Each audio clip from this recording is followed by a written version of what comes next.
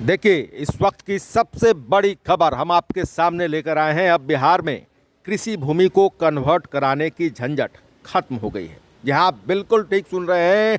देखिए, आपको बता दें कि बिहार में अब खेती की ज़मीन को कन्वर्ट कराए बिना ही उसका कमर्शियल इस्तेमाल कर सकेंगे।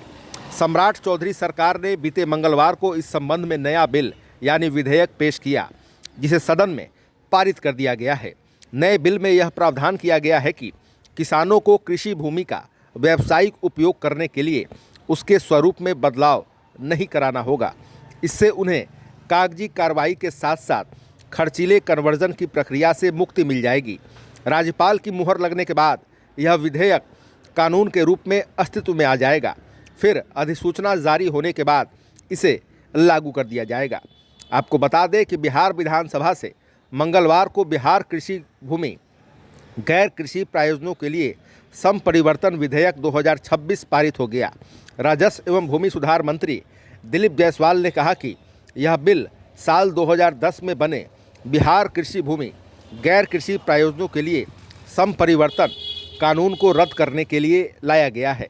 मौजूदा कानून में खेती की ज़मीन का व्यावसायिक तौर पर इस्तेमाल करने के लिए उसका संपरिवर्तन यानी कन्वर्ट कराना ज़रूरी है। ऐसा नहीं करने पर भारी जुर्माना भरना पड़ता है। अब आइए आपको बताते हैं कि बिहार सरकार ने क्यों बदला है कृषि भूमि से जुड़ा कानून।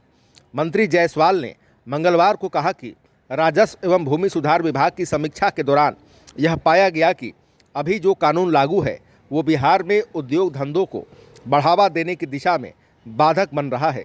इससे न तो सरकार को अपेक्षित राजस्व मिल पा रहा है और न ही ईज ऑफ डूइंग बिजनेस और ईज ऑफ लिविंग के उद्देश्यों की पूर्ति हो पा रही है।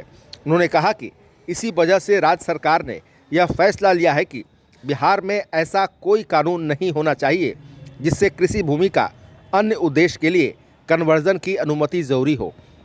नया बिल लागू होते ही साल 2010 से लागू कानून खत्म हो जाएगा और खेती की ज़मीन का व्यावसायिक उपयोग करने पर उसमें बदलाव करने की ज़रूरत नहीं होगी। अब आइए जानते हैं नए कानून से क्या फ़ायदा होगा।